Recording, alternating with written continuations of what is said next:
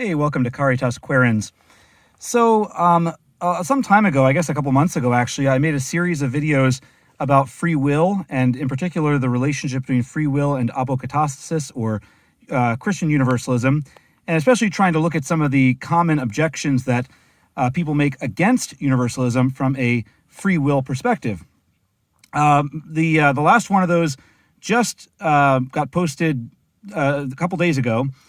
And so I thought that after going through all these, I would finish with a video just giving some concluding thoughts about free will and the relationship between human freedom and God's sovereignty, or between freedom and grace. And, it's been really interesting because I have to say, over the past couple years, free will is one of those areas that has been a real intellectual snag for me. I feel like I've just been really struggling to understand it. Sometimes leaning more towards the idea that there is no real free will, or other times leaning more towards the idea of a very strong libertarian free will, that human beings are capable of, in any circumstances, choosing either of two alternatives without regard for any influencing factors or anything else in the situation. And I feel like after making the series of videos, which have been posted over the past couple weeks, and especially interacting with some of you who have left comments, I feel like it's been very helpful for me, especially just to think about these ideas more deeply and in different ways. And so first, I want to really thank all of you who took the time to watch the videos about free will, and especially all of you who have posted your comments, shared your thoughts, asked questions. It's been so helpful for me. It really has. And, one of the main reasons why I started this channel was to try to interact with other people, to try to dialogue with other people about some of the things, some of the ideas that have really been on my mind and that I've been given a lot of thought to. So, and I've been so blessed in this to be able to interact with some of you, and, who have left comments, questioned some of the things I said. It's been really great, and it's really helped me to see things from a different perspective, think about things more deeply. So thank you. Thank you very much for that. So in any case, I thought that now I started this series with a video just kind of examining what is free will from a biblical perspective. And I have to say, I think I still agree with most of what I said in that video, maybe all of it. But, my thought does develop and grow, I hope. And a lot of these videos of mine, if you've watched any of my other videos, you know that they're oftentimes not very systematic. They're not very organized or well drawn out. They're more like pensées. They're more like just ephemeral thoughts that I have, and just kind of thinking and talking through things in this video YouTube format. So I make no promises that my thoughts or my ideas or my opinions will not change. So that's why I wanted to take some time, especially just the other day. I had some really good comments about free will, and that really gave me a chance to reflect on everything I had done, all the videos I've made in this series, and just sort of, reflect on and just see where I'm at right now on free will. So that said, I want to share with you just some concluding remarks about free will and the relationship of free will and God's sovereignty, or free will and grace. So if somebody were to ask me today, what do you think about free will? I think this is what I would say. I would say that, in my opinion, the most I can understand about free will, or at least the idea about free will that makes the most sense to me and that feels most comfortable to me, that seems to fit the most with everything else I understand about reality, is that free will is a capacity that humans have that really is tied in or connected very intimately with our development as persons. In fact, I would say that I believe that free will really, in a sense, is not just some power to choose whatever we want willy-nilly. It is not just some power I would say it's also not some power that is more like an instinct, like just forces us to choose one thing over another. I would say that I think that free will is a capacity that humans have to really choose according to who we are as persons, and especially according to who we are created to be as persons by God. And so that means a couple things. First of all, that means I think that free will is not some kind of static potential that we have or some kind of static power that we have. I believe that free will is a dynamic power that we have, is something that is growing in us, is changing in us. And I would say that really it grows in us as we grow or develop as persons. So in other words, the more we develop into the persons we were meant to be, in other words, the more we develop into fullness of union with God, the more united we become with God in his life, the more our freedom develops, or the more we are free, really. I would say it also means that our free will is connected very closely, or I might say is ordered, is directed towards our own development. So in other words, the more free we are, the more capable we become of choosing, of making choices that are in harmony with who we are meant to be, with the persons that God created us to be, and also so that thereby that fosters our growth as persons. Again, since we are destined for union with God, ultimately our free will is directed towards that union with God, is directed towards God himself. So what does this look like? I guess that what it looks like is that the more we develop as persons, the more free we become. But what that freedom looks like is not we become more free to do whatever we want, but we become more free to make the kind of choices that we ought to make the kind of choices that are in harmony with who we are created to be as human beings. The more free we become, in other words, to will what God wills, to be of one mind and heart, in a sense, with God. Or vice versa, on the other side, the more free we become in becoming more capable of making those choices, we actually end up fostering our own development as persons more and more thoroughly and more diligently. I hope that makes sense. It kind of makes sense to me, but I have a hard time articulating it sometimes. So what does that mean about our relationship to God? Well, I would say that from this perspective, that means that first of all, God himself is eminently free, because God himself alone is the one being who is perfectly and fully who he is. Okay, like he said, like he revealed to Moses at the burning bush, Yahweh or Jehovah, I am who I am. So since God is eminently, perfectly who he is, he therefore is eminently and perfectly free. In other words, he is perfectly, completely, fully capable of making the choices that are in harmony with who he is. So I think this is why it says in the scripture that God cannot deny himself. He cannot choose anything contrary to who he is. And that's not a limit on his freedom. In fact, if he could choose contrary to who he is, that would be a sign that he is not perfectly free. You can make that analogy to human beings as well and say that whenever we make choices that are contrary to who we are meant to be, to what is our own good, to our ultimate destination in God, whenever we sin, in other words, really that is in some sense a sign of a lack of freedom, a sign that we have not fully developed yet and that our freedom is not yet fully developed as well. So God is eminently sovereign. So God is totally free. So in other words, whenever God acts, he is completely free. And I would say that he really always acts. Like Jesus said, my Father is still working. He continuously works. He is always acting. That is a sign of his perfect freedom and of his perfect existence as I am who I am. Now, what about human freedom? So how really free then are human beings? Well, I would say it seems to me likely that, again, human freedom is a dynamic quality. So it's not like when we are conceived and born into this world that we have a perfect gift of freedom. In fact, we recognize that. We recognize that little children need to develop in their intelligence, in their understanding of the world and of who they are, develop physically, develop emotionally, mentally, to the point where they can actually make decisions that we recognize as free decisions. Well, I would say that doesn't stop with the end of childhood, but that really, in a sense, we are continually developing in the spiritual life, in union with God, and that our freedom continues to develop alongside with it, or in fact, in harmony with it. I would say the same with it.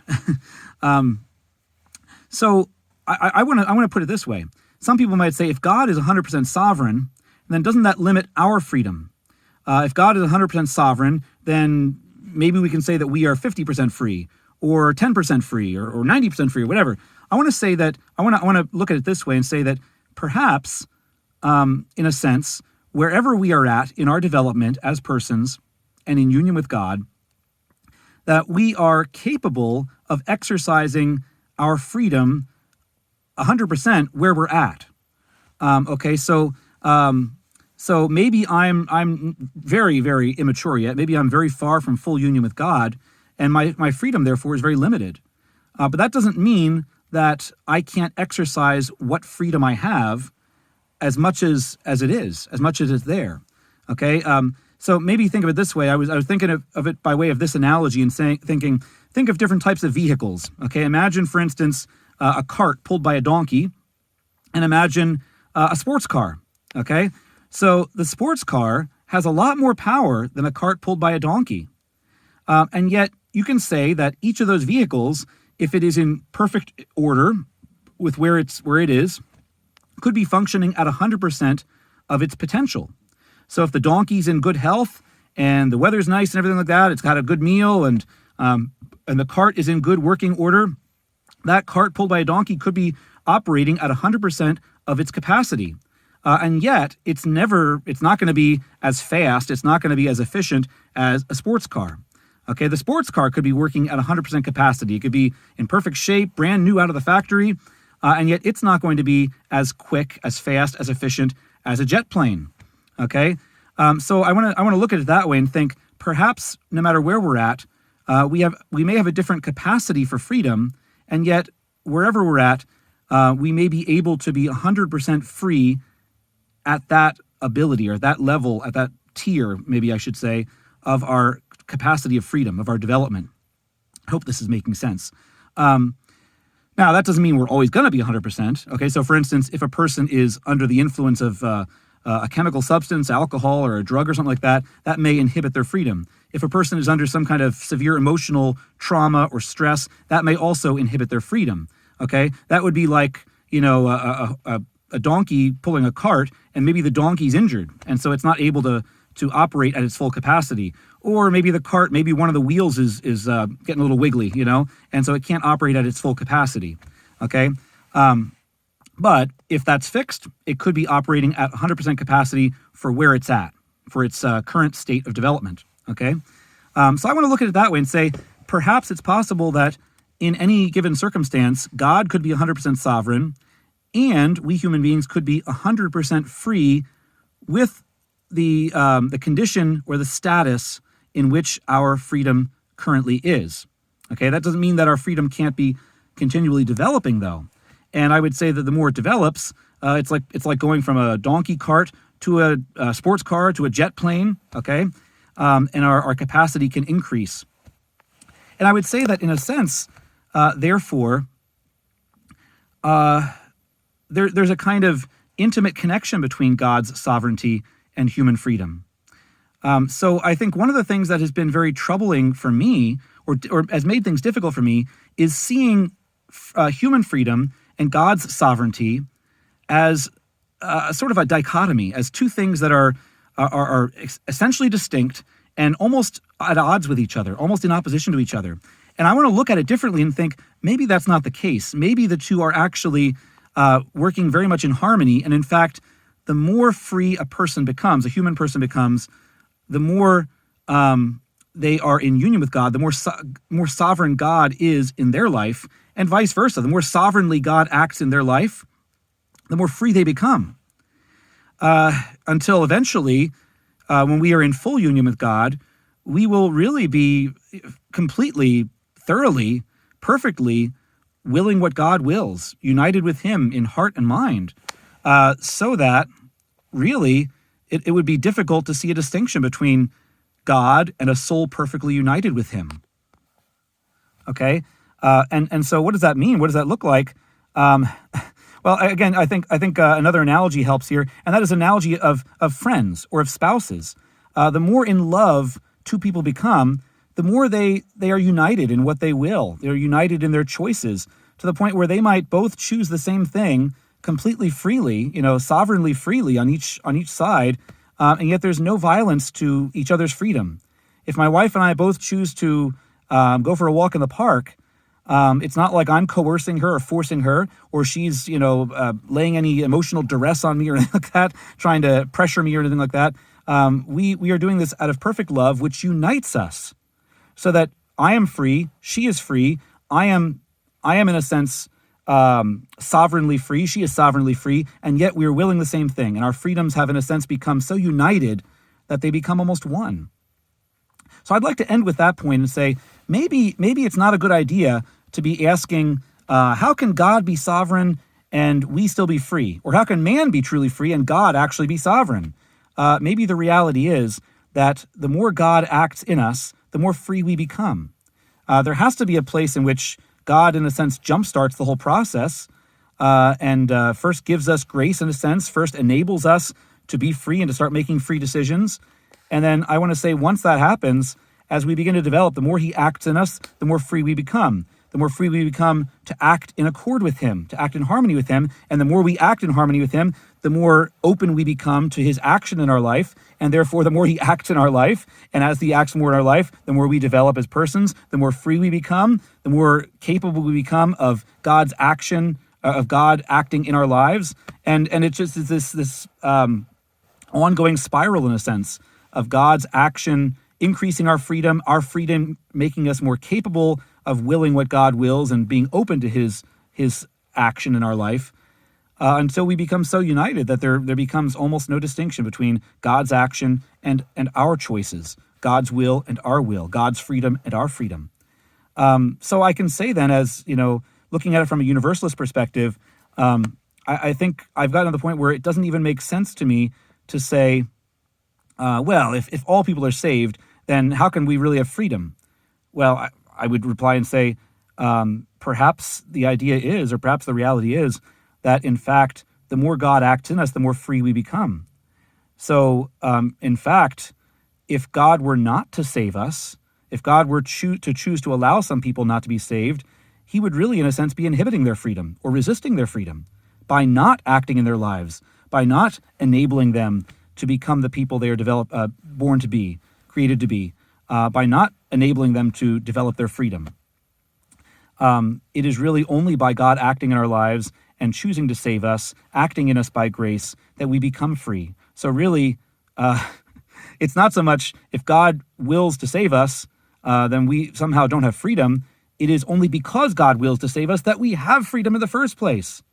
And if God chose not to save everyone, then those who were not saved would never become perfectly free. And in some sense, it would be because God did not choose to save them. I hope that makes sense. So that's kind of where I'm at with this. And I think part of the problem is that, again, this distinction between grace and freedom.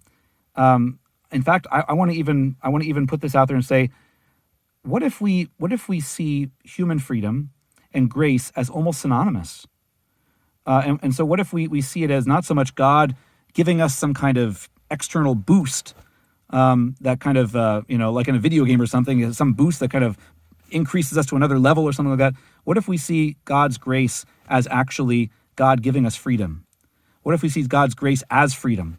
And so God, by working in us by grace, is actually sustaining our freedom, enabling our freedom, increasing our freedom, perfecting our freedom, okay? Because what if that freedom is really nothing more than a cooperation with God's freedom? What if it is actually God's freedom working through us? Okay, and if that's the case, then really, I don't see how there is much of a distinction between grace and freedom. So that's that. That's all I have to say about that for now, I guess. I hope this made sense. I have a hard time articulating it, so I tried to use some analogies and try to explain it the best I can. That's where I'm at for now, though. And like I said, I feel pretty comfortable with this definition of freedom. It's the most solid understanding of freedom that I've had so far in my life, and hopefully it helps you as well. If you enjoyed this, I would appreciate it if you would like, subscribe, share with others you think might benefit. And as always, I'd love to hear your comments. So please, any comments you have about these concluding remarks about freedom, and God's grace, I would love to hear them because, as I said, they've been so helpful to me, all of your comments. So thanks again for watching. Till next time, adios.